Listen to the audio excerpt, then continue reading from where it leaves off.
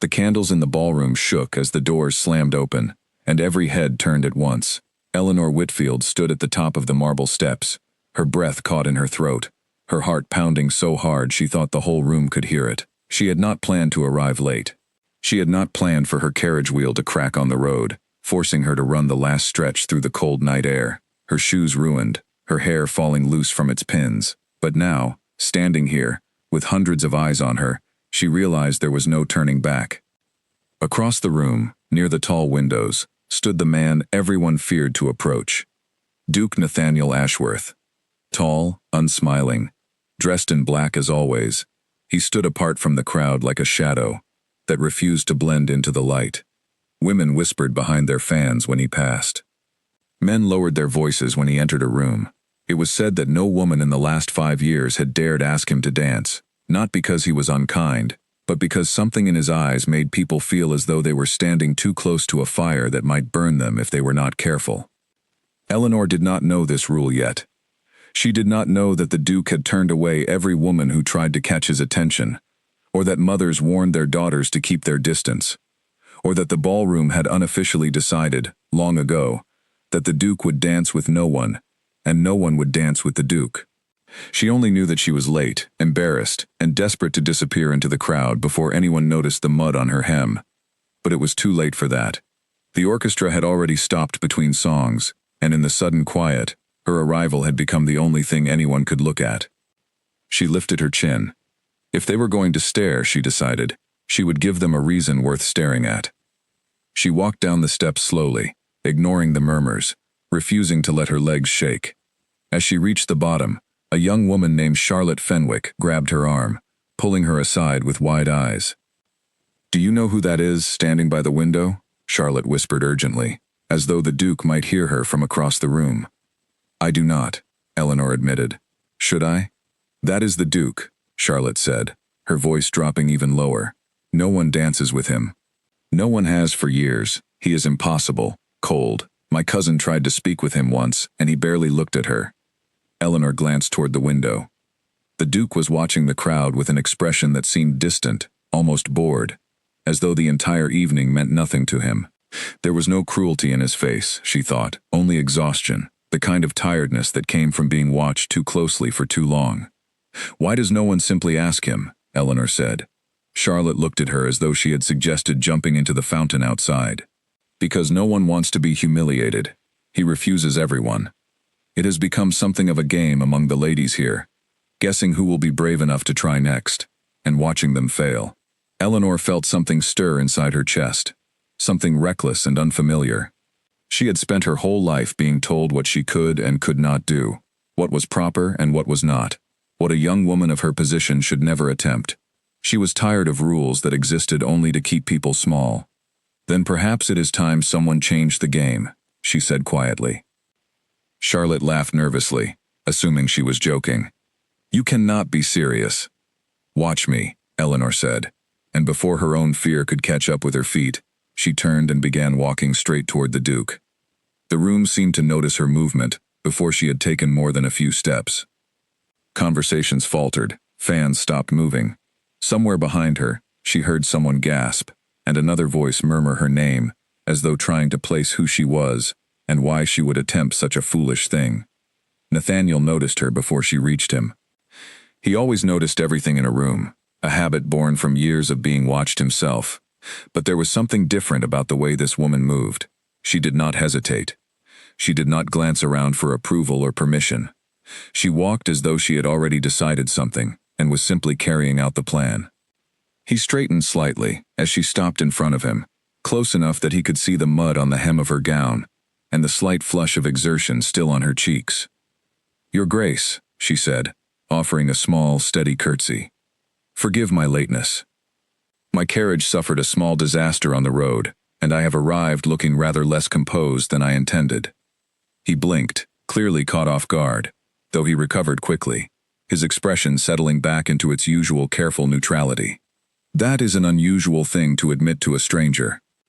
"I find that most interesting things are unusual," she replied.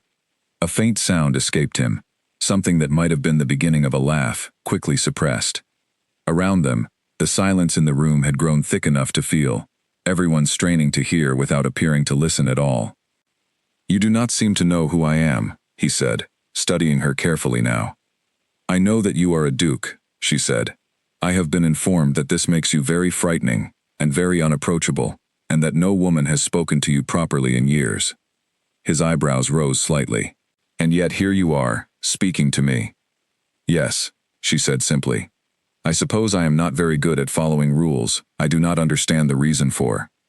For a moment, he said nothing, only looked at her, the way one might look at a puzzle that had suddenly revealed an unexpected shape. Then, before either of them could stop it, before the crowd could finish holding its collective breath, Eleanor extended her hand toward him. "Would you care to dance, Your Grace?" The words landed in the ballroom, like a stone dropped into still water. Somewhere near the punch table, a glass clinked loudly against a table as someone's hand shook. Charlotte, still standing where Eleanor had left her, pressed a hand to her mouth. Even the musicians, who had begun quietly tuning their instruments for the next song, seemed to pause. Nathaniel looked down at her outstretched hand for a long moment. He had refused this exact gesture more times than he could count, had built a wall so high around himself that most people no longer even attempted to test it. He had told himself it was easier this way, safer, that no one needed to know the reasons behind his distance, that it was simpler to be thought cold than to explain why warmth had once cost him everything. But something about the way this woman stood there, unshaken, unafraid, waiting without impatience, made the old excuse feel suddenly thin. "You are certain?" he asked quietly, so only she could hear. "I would not have asked otherwise," she said. Slowly, deliberately, he reached out and took her hand. The gasp that rippled through the ballroom was audible this time, a wave of shocked whispers rising and falling like wind through tall grass. Eleanor barely heard it. She was too focused on the warmth of his hand around hers, too aware of the sudden nearness of him, as he led her toward the center of the floor, where no one had stood with him in longer than most could remember. The orchestra, sensing the moment, began to play. They moved together carefully at first, both of them adjusting to the strangeness of the situation, the weight of every eye in the room pressing against them. Eleanor could feel her own pulse in her throat, but she refused to let her nerves show in her steps. She had come this far. She would not falter now. "You have caused quite a stir," Nathaniel said as they turned slowly across the floor. "I did not mean to," she admitted. "I only meant to stop being stared at for being late, and now it seems I have given everyone a much larger reason to stare." "They will talk about this for weeks," he said, though there was no anger in his voice, only a strange, quiet wonder, as though he were still trying to understand how he had ended up here. "Let them talk," Eleanor said. "I imagine you have been talked about for years regardless. One more evening of conversation will not change much." He studied her face as they danced, searching for something, though she could not tell what. There was a sadness behind his eyes that she had not expected, buried beneath the composed surface he presented to the world, and she found herself curious about the story that had put it there. "May I ask you something, Your Grace?" she said. "You have already asked me to dance in front of the entire county," he said. "I do not think a question could surprise me further tonight. Why does no one dance with you? Truly. Not the version people whisper about, but the truth." His steps faltered for the briefest moment before he recovered, his jaw tightening slightly. "That is not a story for a ballroom floor."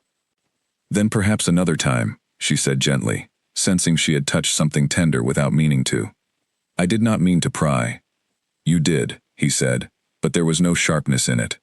"I find, oddly enough, that I do not mind as much as I expected to." The song continued, weaving around them, and for those few minutes, the rest of the room seemed to fade into the background, the whispers and stares losing their power over either of them. Eleanor had come to the ball expecting nothing more than an evening of polite conversation and quiet boredom.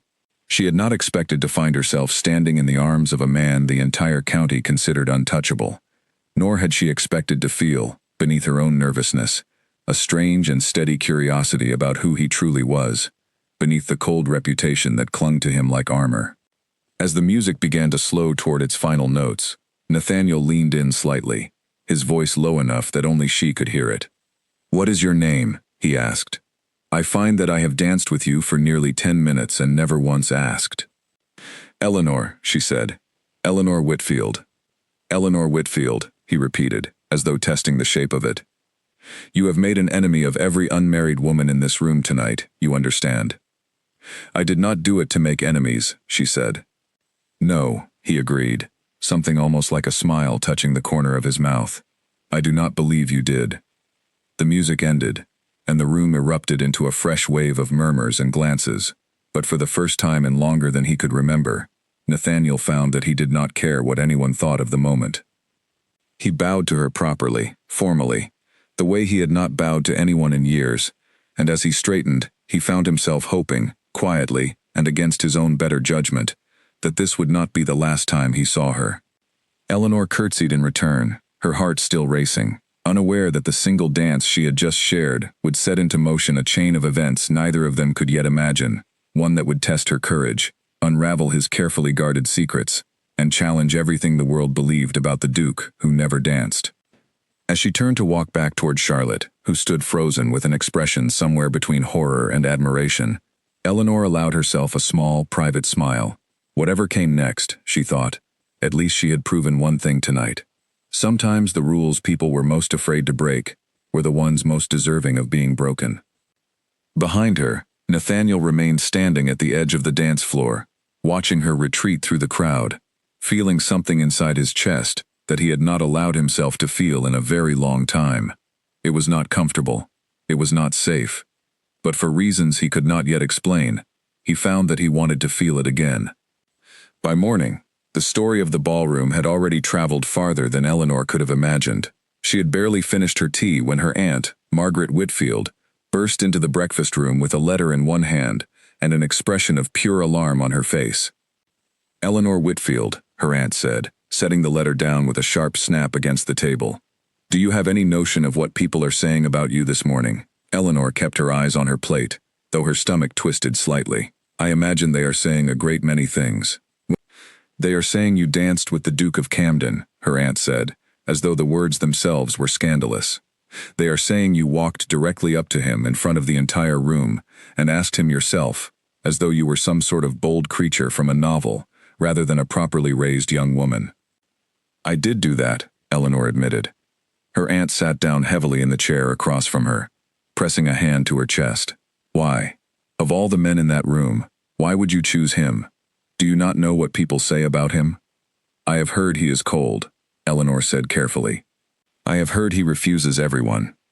He refuses everyone because there is something wrong with him, her aunt said, lowering her voice, as though the walls themselves might be listening. Something happened, years ago, though no one speaks of it plainly. His younger brother died under strange circumstances, and not long after, his engagement ended in scandal. Since then, he has kept to himself entirely. He attends events because duty demands it, but he speaks to no one, dances with no one, and shows interest in nothing. Eleanor absorbed this quietly, thinking of the sadness she had seen in his eyes the night before, the way his steps had faltered when she asked why no one danced with him. That does not sound like the behavior of a cruel man, she said. It sounds like the behavior of a man who has been hurt and has not yet found a way to stop protecting himself from being hurt again. Her aunt looked at her for a long moment, something softening slightly in her expression, though worry still lingered there.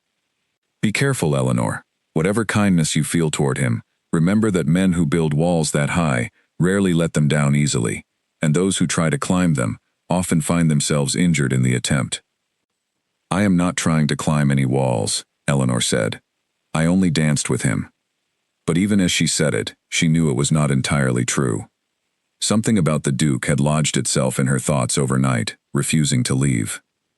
She kept remembering the brief, startled softness in his expression when she had first spoken to him, the way his voice had changed when she asked about his solitude, the strange sense that beneath his cold reputation was a man who had simply forgotten what it felt like to be seen as anything other than untouchable. 2 days later, an invitation arrived at the Whitfield household, addressed specifically to Eleanor.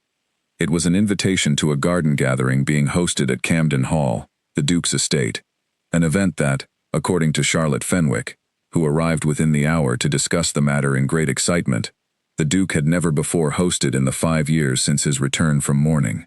He never hosts anything, Charlotte said, practically bouncing with excitement as she paced Eleanor's sitting room.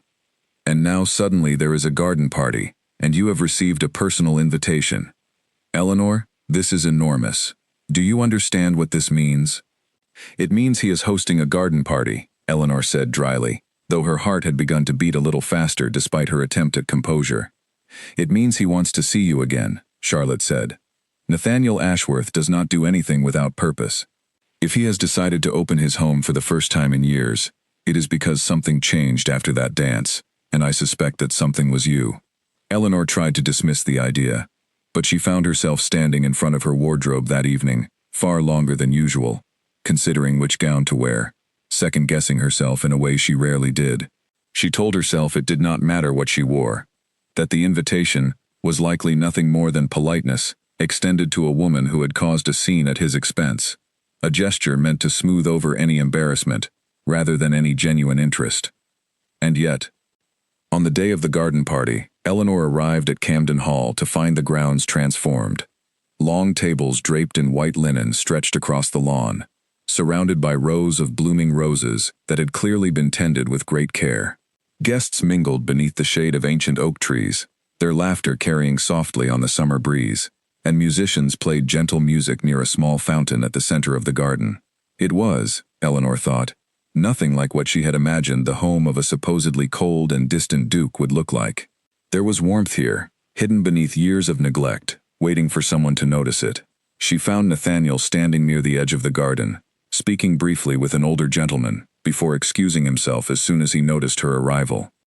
He crossed the lawn toward her with a purposefulness that made several nearby guests turn to watch. "Miss Whitfield," he said, offering a small bow. "I was uncertain whether you would come." "You sent me a very direct invitation," she said. "It would have seemed rude to refuse." "I have been told that I am rarely direct about anything," he said, a faint dryness in his tone that surprised her. "I am attempting to correct that particular flaw." Eleanor smiled despite herself. "Is that why there is suddenly a garden party at Camden Hall? An attempt at correction?" "Something like that," he admitted, glancing briefly around at the gathered guests before returning his attention to her. "Would you walk with me? There is a part of the garden the other guests have not yet discovered, and I find that I would prefer a conversation without quite so many observers." She agreed, and he led her along a narrow path bordered by tall hedges, away from the noise and laughter of the main gathering, until they reached a quiet section of the garden, where a stone bench sat beneath an old willow tree, its branches drooping low enough to create a private, shaded space. "This was my mother's favorite place," Nathaniel said, gesturing for her to sit. "She used to bring me here as a child and tell me stories, until it grew too dark to see." "She sounds as though she loved this garden very much," Eleanor said, settling onto the bench.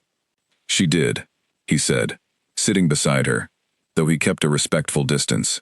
"She passed when I was young, and my father was never particularly interested in gardens, or in much of anything gentle for that matter. After she died, this place fell into neglect for a long time. I only recently began having it restored." "Recently, as in the last few days?" Eleanor asked, a small smile tugging at her lips. He glanced at her, something almost sheepish crossing his usually composed features. "Perhaps. Because of the dance," she said, not quite a question. He was quiet for a moment, looking out at the roses climbing along the garden wall, his expression thoughtful. "I have spent 5 years convincing myself that solitude was easier than the alternative, that keeping people at a distance protected everyone involved, myself included. And then you walked across that ballroom as though none of the rules everyone else follows applied to you, and I found myself wondering, for the first time in longer than I can say, whether I had simply grown comfortable with being lonely, rather than genuinely content with it."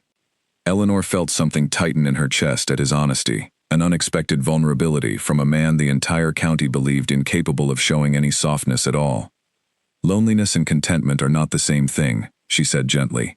"I do not think anyone would fault you for confusing them, after everything you have been through." He looked at her sharply. "You know about my brother, then?" "I have heard only fragments," she admitted.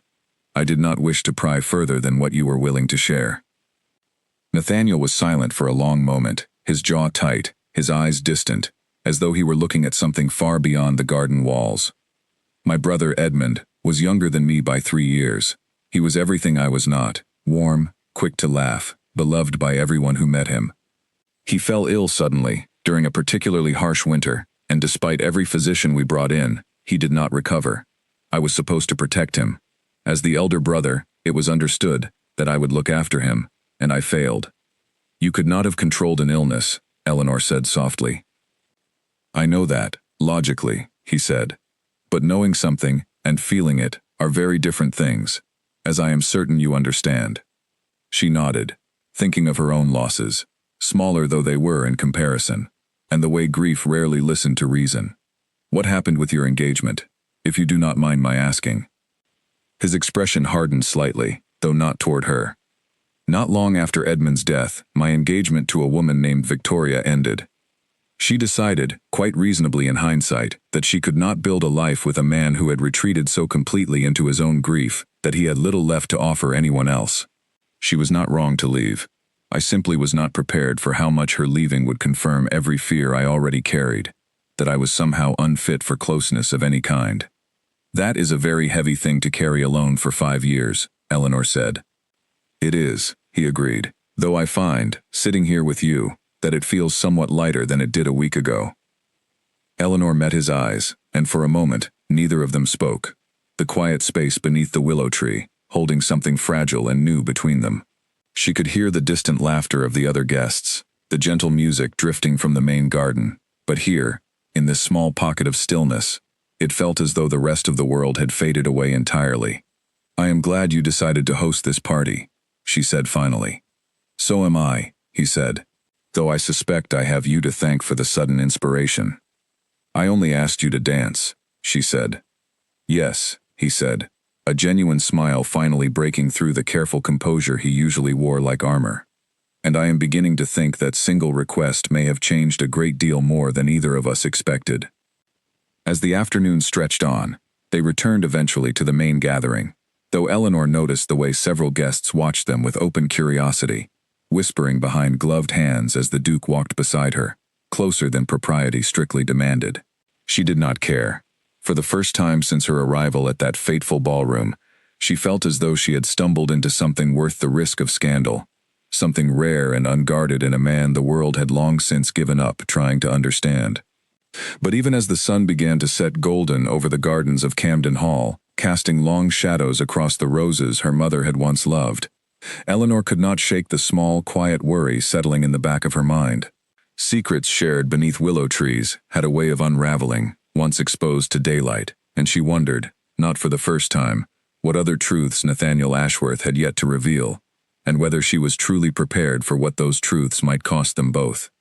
The following weeks passed in a way Eleanor had never experienced before, filled with quiet visits, long walks through Camden's gardens, and conversations that stretched late into the afternoon without either of them noticing the hour.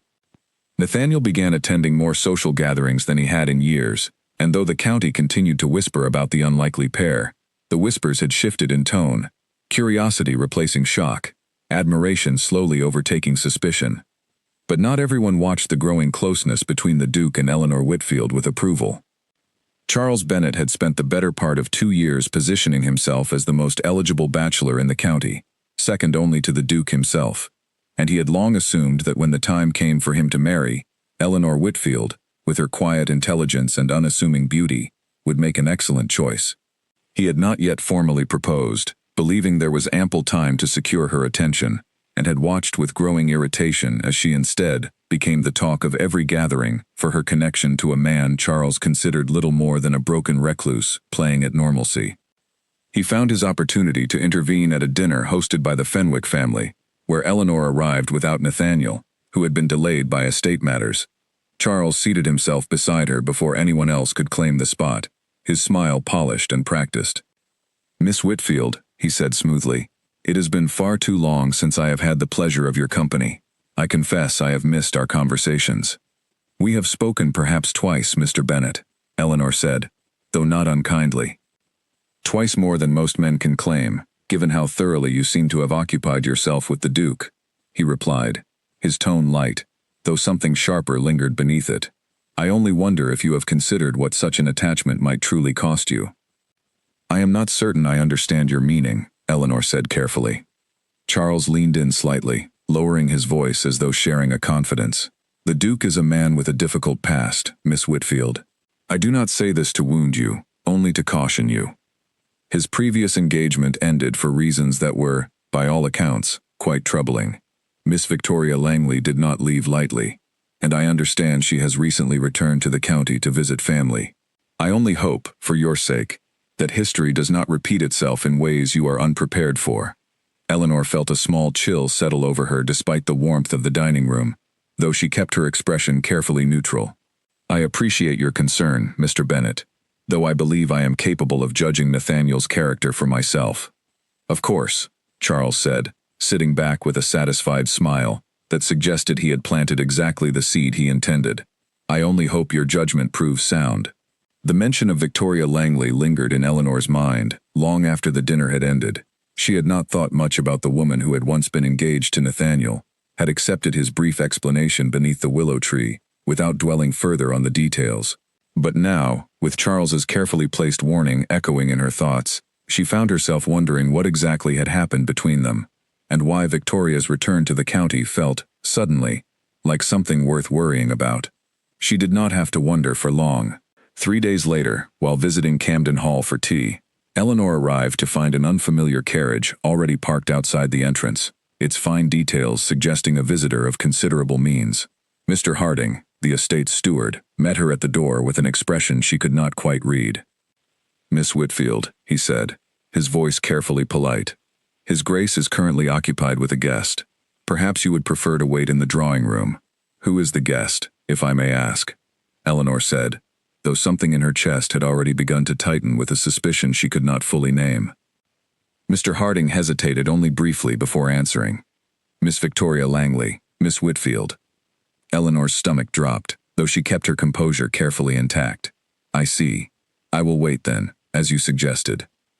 She was led to the drawing room, but rather than sitting quietly as instructed, she found herself drawn toward the hallway that led to Nathaniel's study, where raised voices, though muffled, could be heard through the heavy wooden door. She knew she should not listen. She knew it was neither proper nor wise. But her feet carried her closer regardless, until she could make out fragments of the conversation taking place within. You cannot simply reappear after all this time and expect things to remain as they were, Nathaniel's voice said, tight with something between anger and old, weary pain. I am not asking for things to remain as they were, Victoria's voice replied, calm and measured in a way that suggested careful practice. I am asking you to consider that perhaps I was wrong to leave when you needed someone most. Nathaniel, I have thought of little else these past years. I know I hurt you, but I believe we could still find our way back to what we once had, if only you would allow it. I have moved forward, Victoria, he said. I am not the same man you left behind. Because of her? Victoria asked, her tone sharpening slightly. The girl everyone speaks of, the one who danced with you as though it were nothing at all? Nathaniel, you barely know her. I knew you for 3 years. I know what grief did to you, what it nearly destroyed. I do not believe some passing infatuation erases that history so easily. Eleanor stepped back from the door, her heart pounding, a cold, uncertain feeling spreading through her chest.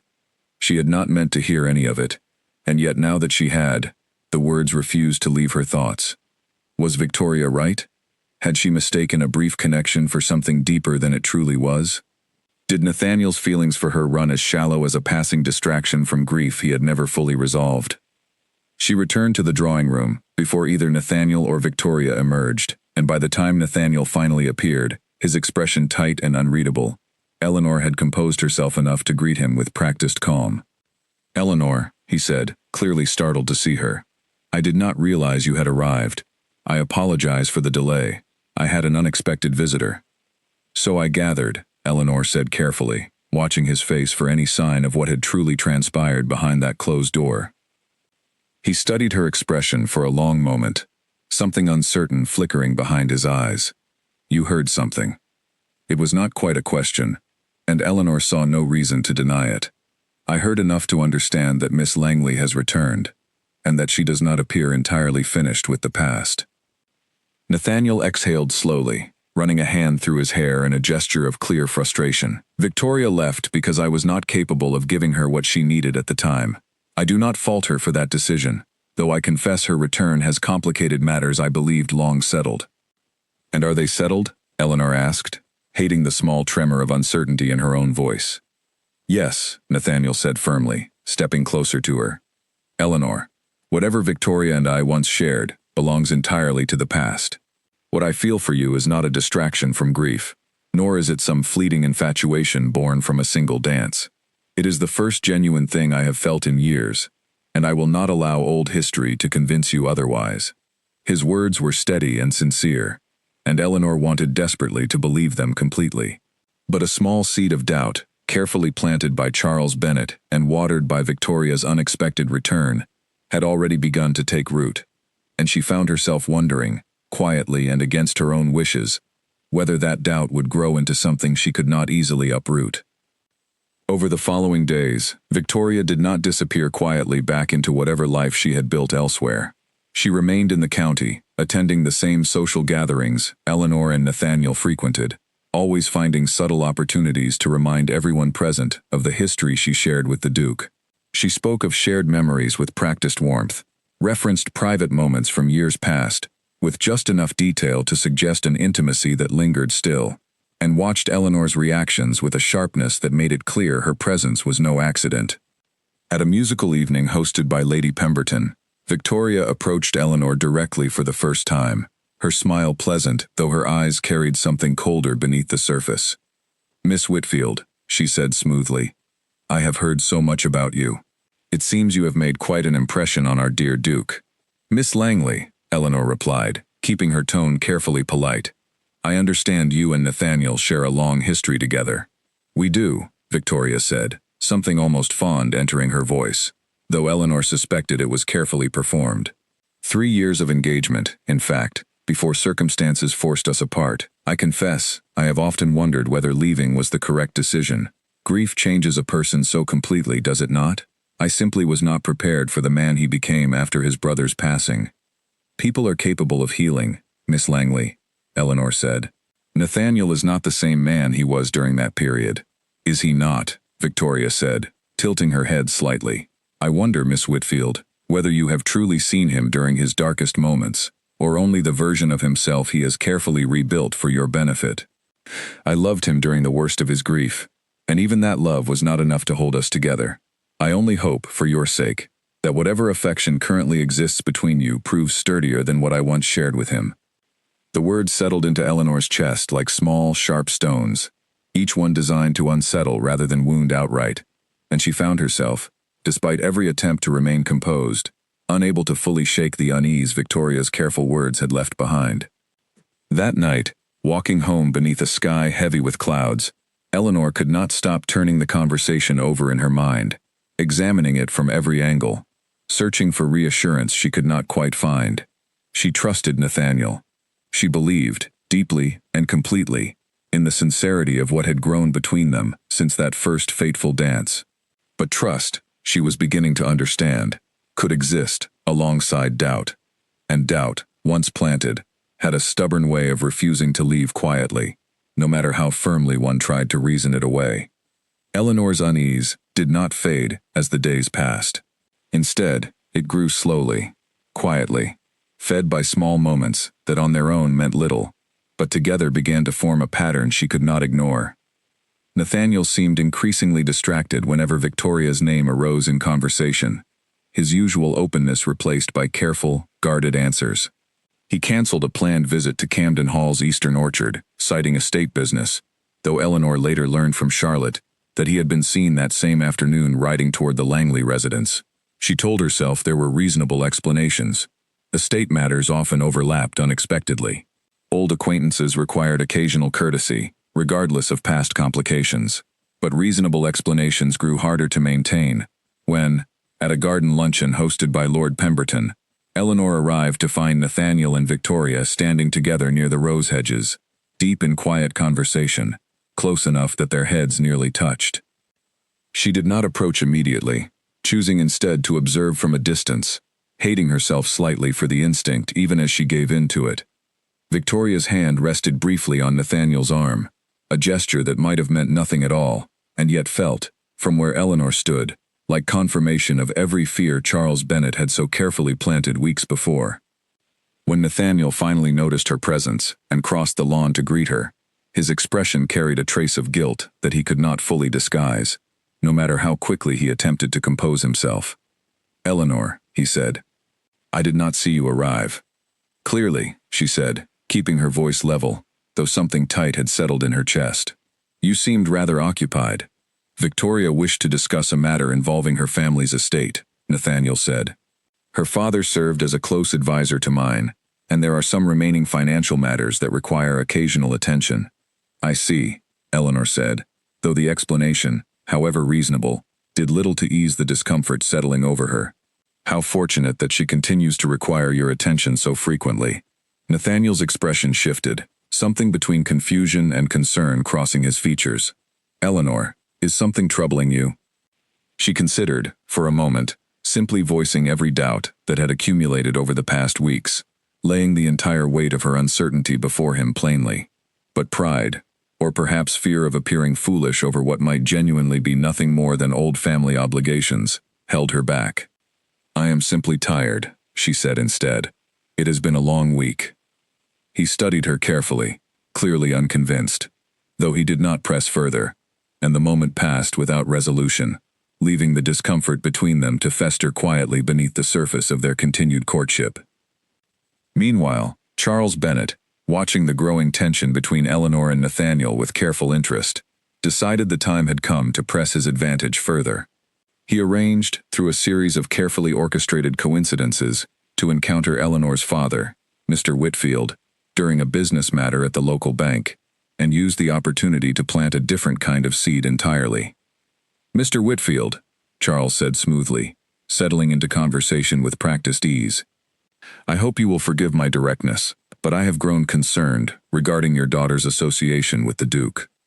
Mr. Whitfield, a practical man, more concerned with his family's modest but steady finances than with matters of romance, raised an eyebrow. "Concerned in what manner, Mr. Bennet?" "I understand the Duke's estate carries certain complications," Charles said carefully, choosing his words with deliberate precision. "Debts accumulated during the years following his brother's passing, when the estate was managed poorly during his period of grief. I only mention this because I would hate to see your daughter enter into an arrangement that might ultimately prove financially unstable, particularly when there are other, more secure options available to her." The suggestion was not entirely fabricated, though it was carefully exaggerated. Camden Hall had indeed faced financial strain during Nathaniel's darkest years, though careful management under Mr. Harding's guidance had largely restored the estate's stability.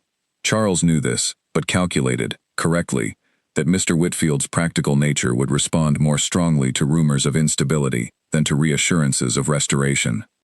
Mr. Whitfield, troubled by the implication, raised the matter with Eleanor that same evening, his concern evident despite his attempt to remain measured.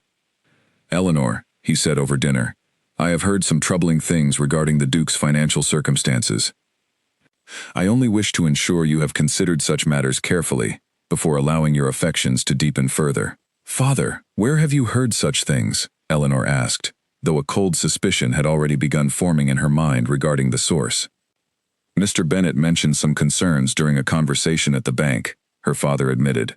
"He seemed genuinely worried on your behalf." Eleanor felt a flash of frustration at Charles's continued interference, though beneath the frustration lingered a small, unwelcome flicker of doubt. She did not believe Nathaniel would deceive her regarding something as significant as his estate's financial health, and yet the accumulation of small uncertainties over recent weeks had left her more susceptible to worry than she cared to admit. "I will speak with Nathaniel directly," she said finally. "I do not believe rumors passed through Mr. Bennet's careful concern deserve more weight than the truth." But when she raised the matter with Nathaniel during their next visit, his reaction was not what she expected. Rather than the calm reassurance she had anticipated, his expression darkened considerably, frustration evident in the tightness of his jaw. "Charles Bennet has been spreading rumors about my finances," he said, his voice edged with anger that Eleanor had rarely seen from him. "That man has coveted your attention since before I ever entered the picture, and now he resorts to slander to secure it." "I did not say I believed him," Eleanor said carefully, though his sudden anger caught her off guard. "I only wished to hear the truth from you directly." The truth is that Camden Hall faced difficulty during a period I am not proud of, Nathaniel said, pacing now, agitation evident in every line of his posture. But that difficulty has long since been resolved through careful management. I would have thought, after everything we have shared, that you would trust my word over the poisonous suggestions of a man who has made no secret of his own interest in you. I do trust you, Eleanor said, though her voice wavered slightly. But you must understand how difficult it has become to separate truth from doubt when Victoria continues appearing at your side, and when secrets seem to multiply the longer we know each other. Nathaniel stopped pacing, turning to face her fully, something raw and wounded crossing his features. Is that what this is truly about, Victoria? I saw you together at Lord Pemberton's luncheon, Eleanor said, the words spilling out now despite her earlier resolve to remain composed. Her hand on your arm, the way you spoke so quietly together. I want to believe your explanation, Nathaniel, but I cannot ignore what I witnessed with my own eyes. Nothing occurred between us beyond discussing estate matters, Nathaniel said firmly. I have told you this already. And yet you continue meeting with her privately, Eleanor said. You cancelled our visit to the orchard to ride toward her family's estate instead. Nathaniel's expression shifted, something like realization dawning slowly across his features. You have been watching my movements. Charlotte mentioned it, Eleanor said, feeling suddenly defensive. I did not seek the information deliberately. But you accepted it readily enough to build suspicion against me, Nathaniel said, his voice quieter now, though no less pained. Eleanor, I understand that Charles and perhaps Victoria herself have worked to plant doubt between us, but I confess I did not expect you to accept their suggestions so easily, particularly after everything I have shared with you regarding my past. That is unfair, Eleanor said, feeling tears of frustration beginning to gather, despite her best efforts to suppress them. I have defended you against every rumor whispered in this county since the night we first danced. I am not accepting anything easily. I am simply asking for honesty, which should not be so difficult a request between two people who claim to care for one another. They stood facing each other in tense silence, the weight of accumulated doubts and misunderstandings pressing heavily against the fragile trust they had built over recent weeks. Neither spoke for a long moment, each waiting for the other to bridge the widening distance between them, until finally Nathaniel exhaled slowly, some of the anger draining from his posture, replaced by weary exhaustion. I am sorry, he said quietly. I have spent so many years guarding myself against exactly this kind of vulnerability that I forgot how to respond to it with anything other than defensiveness. You deserve honesty, and I have not given you enough of it regarding Victoria's continued presence. Then tell me now, Eleanor said softly. All of it. Nathaniel nodded slowly, gesturing toward the drawing room's small settee, and as they sat together, he finally explained the fuller truth of Victoria's return. A truth far more complicated than either Charles Bennet's insinuations or Eleanor's own fears had suggested. One that would soon reveal a scheme neither of them had anticipated, threatening not only their fragile new trust in one another, but Camden Hall itself. Victoria's family has fallen into significant debt, Nathaniel said, choosing his words carefully as Eleanor listened. Her father made poor investments several years ago, and their estate now faces serious financial difficulty. When Victoria returned to the county, she approached me privately, asking whether I might consider renewing our engagement, believing it would resolve her family's troubles while also, in her words, correcting what she now views as a mistake made during a difficult period of grief. And you refused her, Eleanor said quietly. I refused her immediately and completely, Nathaniel confirmed. But Victoria did not accept the refusal easily. She continued arranging meetings under various pretenses, hoping perhaps that persistence might eventually change my answer, or at the very least, that appearing frequently at my side might create enough uncertainty to weaken whatever had grown between us. That does not explain Charles Bennet's involvement, Eleanor said. Why would he spread rumors regarding your finances, unless something connected the two of them? Nathaniel's expression grew troubled. I do not know the full extent of any connection between them, though I confess the timing of Charles's rumors alongside Victoria's persistent visits seems unlikely to be coincidental. Eleanor considered this carefully, pieces beginning to align in her mind. Charles has made his interest in me clear on several occasions, despite my lack of encouragement. If he believed separating us would clear his path toward my attention, while Victoria's success in reclaiming your affection would resolve her family's financial troubles. Perhaps the two of them found mutual benefit in working together, whether through direct arrangement or simple shared opportunity. It would explain a great deal, Nathaniel admitted grimly, though we have no proof beyond suspicion at present. Then perhaps it is time we found proof, Eleanor said, a new determination settling over her, despite the exhaustion of the evening's difficult conversation. I will not allow rumors and schemes to destroy something genuine simply because two desperate people believe they have more to gain from our separation than from honesty. Over the following days, Eleanor and Nathaniel worked carefully to uncover the truth behind the suspected arrangement, though doing so proved more delicate than either had anticipated. Eleanor, drawing on her friendship with Charlotte Fenwick, whose family maintained close social ties throughout the county, began asking careful questions regarding Charles Bennet's recent financial dealings, while Nathaniel, through Mr. Harding's careful discretion, investigated whether any correspondence existed between Charles and the Langley family. The evidence, when it finally surfaced, came from an unexpected source. Charlotte returned to Eleanor 3 days later with troubling news gathered from her own household staff, who had overheard conversation during a recent social gathering hosted by the Langley family. My maid overheard Victoria's own lady's companion speaking with another servant, Charlotte explained, her expression grave. Apparently, Charles Bennet visited the Langley estate privately on several occasions over recent weeks, and money changed hands during at least one of those visits. The companion believed Charles had offered to help settle a portion of the Langley family's debt on the condition that Victoria worked to separate you from the Duke. Eleanor felt a mixture of vindication and fresh anger settle over her at the confirmation of what she and Nathaniel had already suspected. And in exchange, presumably, Charles believed my attention would become available to him once Victoria succeeded in reclaiming Nathaniel. That appears to be the arrangement, yes, Charlotte confirmed. Eleanor, this is dreadful. Both of them have been manipulating the two of you this entire time. Armed with this information, Eleanor and Nathaniel decided the truth needed to be confronted directly, rather than allowed to continue festering beneath the surface of county gossip and private suspicion. They chose to address the matter at an upcoming assembly, the same grand event where, weeks earlier, Eleanor had first approached Nathaniel across a crowded ballroom floor, believing that facing the scheme publicly, in the same setting where their connection had first begun, carried a certain fitting justice. The evening of the assembly arrived with a tension neither Eleanor nor Nathaniel could fully disguise, though they had agreed on a careful plan beforehand. Nathaniel arrived first, greeting guests with his usual measured composure, while Eleanor arrived shortly after, accompanied by Charlotte, both women watching carefully for the arrival of Charles Bennet and Victoria Langley. Charles appeared within the hour, moving through the crowd with his usual confident ease, clearly unaware that his careful scheme had already been uncovered. He approached Eleanor almost immediately, his smile as polished as ever. "Miss Whitfield," he said smoothly, "you look radiant this evening.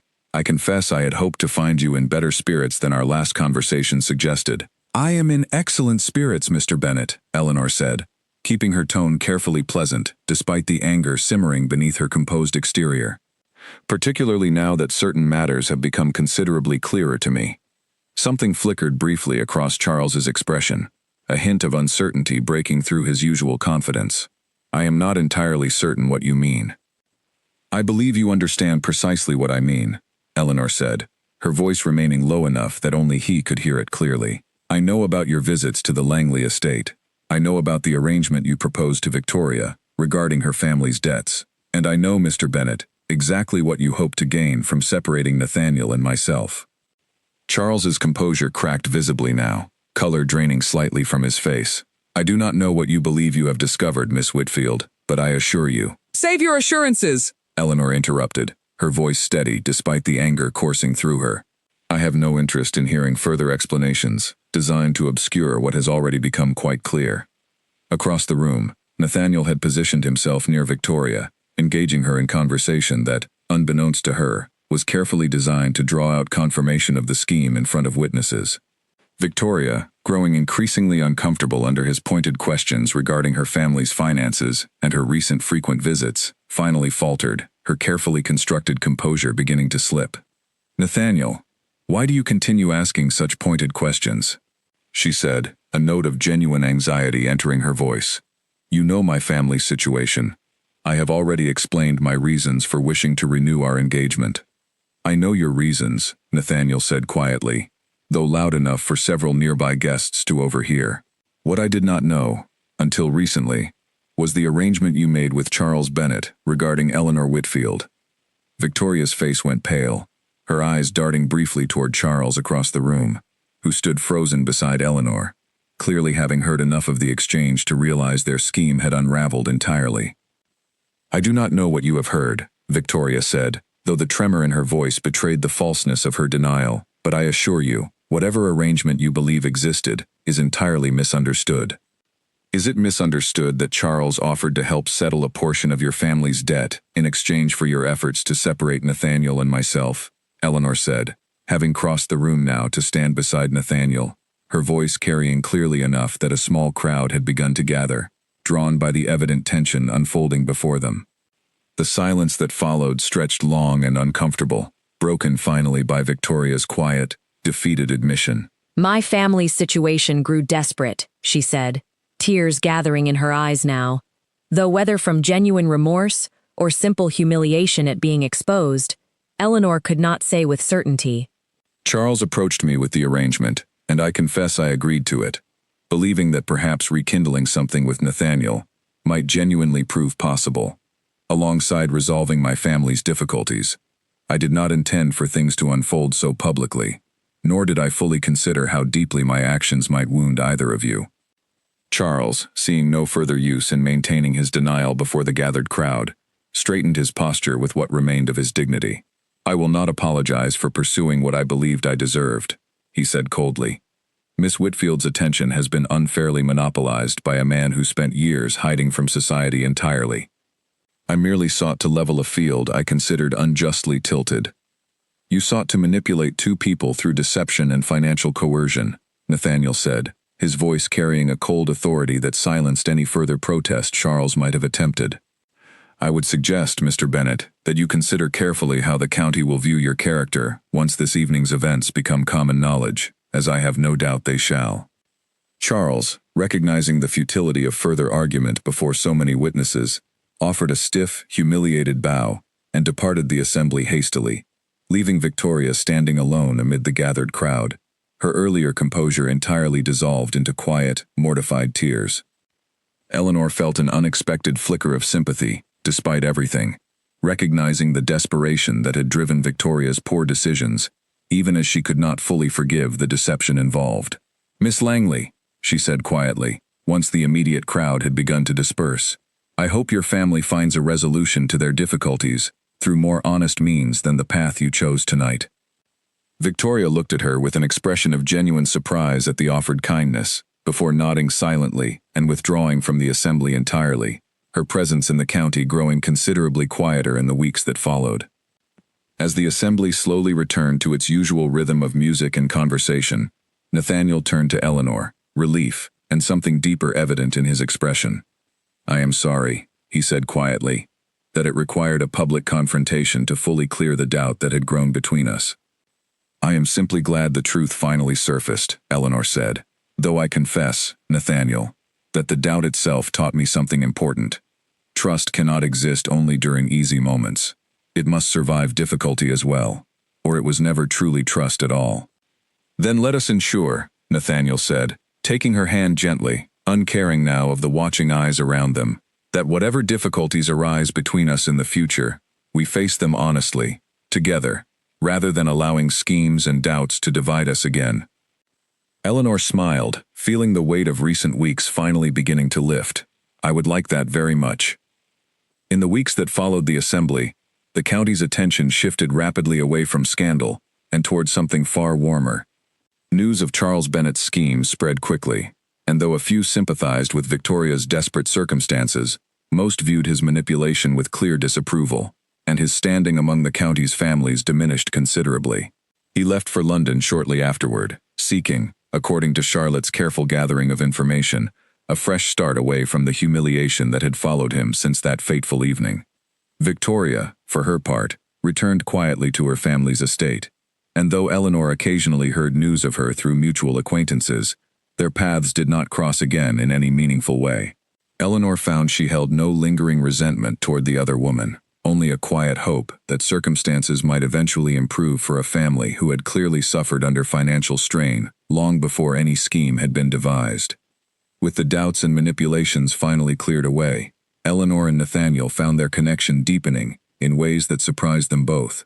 Nathaniel began accompanying Eleanor to gatherings he would once have avoided entirely, his reputation as a cold, unapproachable duke steadily giving way to a new understanding among the county's families, one that recognized a man who had simply spent years protecting himself from further loss, rather than a man incapable of warmth. "You have changed a great deal since that first evening," Eleanor observed one afternoon, as they walked together through the restored gardens of Camden Hall, the roses now in full, vibrant bloom. "I have," Nathaniel agreed, glancing at her with quiet affection. "Though I suspect the change was always possible. It simply required someone brave enough to walk across a crowded ballroom and remind me that solitude was not the same as safety. I only asked you to dance," Eleanor said, echoing words she had spoken weeks before. "You did far more than that," he said, stopping beneath the same willow tree where he had first shared the truth of his brother's passing. "You reminded me what it felt like to be seen as a person rather than a reputation. I do not believe I can adequately express how much that single act changed everything that followed." Eleanor felt her heart swell at his words, the sincerity in his voice unmistakable. "I am grateful, then, that my carriage wheel chose that particular evening to break." Nathaniel laughed, a warm, genuine sound that Eleanor had come to treasure over the preceding weeks, so different from the careful, guarded man she had first approached. "As am I," he said. "Though I confess, Eleanor, I find myself hoping that our story does not end here, beneath this tree, with pleasant memories and growing affection alone." Eleanor's breath caught slightly at the shift in his tone, something serious and deliberate entering his expression. "What do you mean?" Nathaniel reached into his coat and withdrew a small velvet box, his hands, she noticed, trembling slightly despite his usual composure. "I have spent 5 years believing that closing myself off from others was the only way to survive the losses I had endured. You proved that belief entirely wrong. Eleanor Whitfield, you walked into my life with more courage than I had witnessed in years, and you have remained beside me through doubt, scandal, and difficulty, without once wavering in your genuine care for who I truly am, rather than the reputation others assign to me. I would be honored, more than I can properly express, if you would consider becoming my wife." Eleanor stared at him for a long moment, tears gathering unexpectedly in her eyes, the weight of everything they had endured together over recent weeks settling into this single, perfect moment, beneath the willow tree his mother had once loved so dearly. "Yes," she said, her voice thick with emotion. "Yes, Nathaniel, I would be honored as well." He opened the box to reveal a delicate ring, simple yet elegant, and as he slid it gently onto her finger, Eleanor felt an overwhelming sense of rightness settle over her, as though every difficult moment of the preceding weeks had led, inevitably, toward this single, joyful conclusion. News of their engagement spread through the county with remarkable speed, and unlike the shocked whispers that had greeted their first dance, the reaction this time carried genuine warmth and celebration. Charlotte Fenwick, upon hearing the news, arrived at the Whitfield household in a state of barely contained excitement, embracing Eleanor tightly before either of them could exchange a single word of greeting. "I knew it," Charlotte declared, once she had finally released her friend.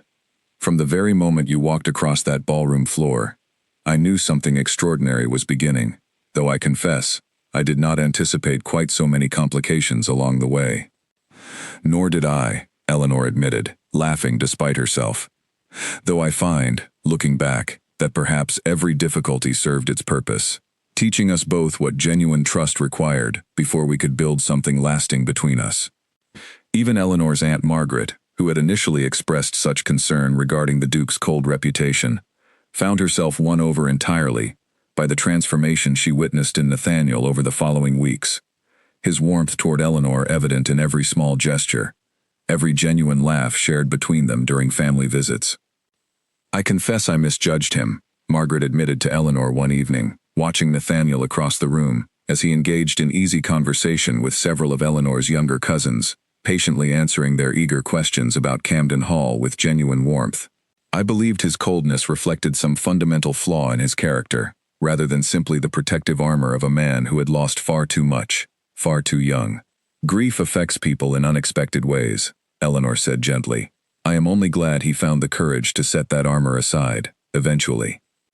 I believe he found that courage because of you, Margaret said, squeezing her niece's hand affectionately. Whatever else comes of this match, Eleanor, I am proud of the bravery you showed that first evening, walking toward a man everyone else feared to approach. The wedding, when it finally arrived several months later, took place in the very gardens where their engagement had occurred, beneath the same willow tree that had witnessed so much of their story's most important moments. The county turned out in considerable numbers, curiosity long since replaced by genuine affection for the couple whose unlikely beginning had captured everyone's attention months before. As Eleanor walked down the garden path toward Nathaniel, dressed in simple, elegant white, she caught his eye and felt the same fluttering nervousness she had experienced that first evening in the ballroom, though this time, the nervousness carried no fear alongside it, only anticipation for everything still ahead of them. You look radiant, Nathaniel murmured as she reached him, taking her hands gently in his own. You look considerably less terrifying than the county once believed possible, Eleanor whispered back, a teasing smile playing at her lips. Nathaniel laughed softly, the sound carrying warmth that would have seemed impossible to imagine from the cold, distant Duke everyone had once feared to approach. I owe that transformation entirely to you, he said, though I confess, I have grown rather fond of proving everyone's initial assumptions wrong. As they exchanged their vows beneath the willow tree, surrounded by roses that had once fallen into neglect but now bloomed as vibrantly as they had during Nathaniel's childhood, Eleanor felt an overwhelming gratitude for the reckless courage that had carried her across that crowded ballroom months before. She had not known, that fateful evening, that a single request to dance would unravel years of careful isolation, expose a hidden scheme designed to keep them apart, and ultimately lead her toward a love more genuine and steady than she had ever dared imagine possible. The county would speak of their story for years to come. The tale passed between generations as an example of how courage, honesty, and genuine care could overcome even the most stubborn walls a person built around their own heart. And though scandal and doubt had tested their connection along the way, Eleanor and Nathaniel emerged from those trials with a bond considerably stronger than either could have anticipated on that first fateful night when no one else in the room had dared to approach the Duke, and she alone had found the bravery to try. Years later, Camden Hall looked nothing like the quiet, neglected estate it had once been during Nathaniel's darkest period of grief. The gardens his mother had loved so dearly now flourished under careful attention, their roses climbing along freshly restored walls, the willow tree standing taller and fuller than ever, its branches shading a small wooden bench where Eleanor often sat during quiet afternoons, watching her children play across the very lawn where she had once walked with Nathaniel during their earliest, most uncertain conversations. Their eldest daughter, Margaret, named affectionately after Eleanor's aunt, had inherited her mother's fearless spirit, often chasing her younger brother Edmund, named in loving memory of Nathaniel's brother, across the gardens with an energy that left the household staff both exhausted and thoroughly charmed. Nathaniel, watching his children from the terrace one afternoon, felt a warmth settle over him that he had once believed entirely lost to him during those long, lonely years following Edmund's death and Victoria's departure. "You are smiling again," Eleanor observed, joining him on the terrace, slipping her hand comfortably into his. "I find myself smiling rather frequently these days," Nathaniel admitted, glancing at her with the same quiet affection that had grown steadily over their years together. "I confess, I sometimes still marvel at how completely my life changed the evening you walked across that ballroom floor." "As do I," Eleanor said, watching their children continue their joyful chase across the lawn, "though I suspect, looking back, that some part of me knew from that very first conversation that you were worth every risk involved in approaching you." Charlotte Fenwick, now married herself to a kind gentleman she had met during one of Eleanor and Nathaniel's many social gatherings, visited Camden Hall frequently, often bringing her own children to play alongside Margaret and Edmund. She had never tired of retelling the story of that fateful evening to anyone willing to listen, embellishing certain details with each retelling, until Eleanor gently teased her about the growing dramatics of her account. "You make it sound as though I marched across that ballroom, prepared to conquer the entire county." Eleanor laughed one afternoon, as Charlotte once again recounted the story to a group of visiting friends. Because that is precisely what you did, Charlotte insisted, unwilling to abandon her favorite tale. You conquered the most unapproachable man in the county, with nothing more than a single request to dance, and in doing so, you taught every woman present that bravery mattered far more than following rules designed simply to keep people small and separate. Nathaniel, overhearing the conversation as he approached with a tray of refreshments, could not help but add his own perspective.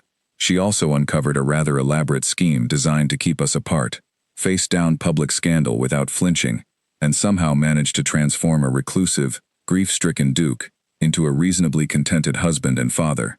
I believe conquering the county was merely the beginning of her accomplishments. Eleanor laughed, accepting a cup of tea from him with grateful affection. You give me far too much credit, Nathaniel. I merely asked you to dance. Everything that followed, we built together. Perhaps, Nathaniel conceded, settling beside her as their children's laughter continued drifting across the garden. Though I remain convinced that none of it would have been possible without your initial, reckless courage.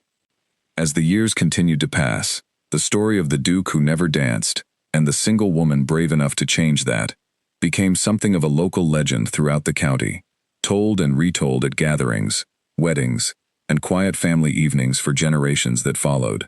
Young women, hearing the tale, often found themselves inspired by Eleanor's example, understanding that courage, rather than passive waiting, frequently opened doors that might otherwise have remained forever closed.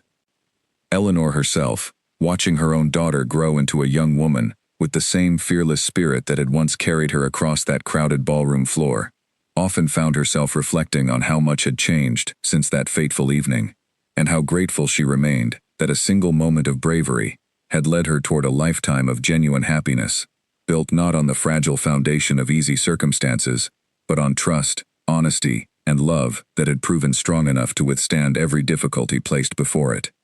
And on quiet evenings, when the gardens fell silent and the household settled into peaceful rest, Nathaniel would often find Eleanor beneath the old willow tree, exactly where he had first shared the truth of his past with her, and exactly where he had later asked her to become his wife. He would join her there, taking her hand as he always had, grateful beyond measure for the woman who had refused to accept that some walls were simply too high to climb, and who had proven, through courage and unwavering honesty, that even the most guarded hearts could learn, once again, how to dance.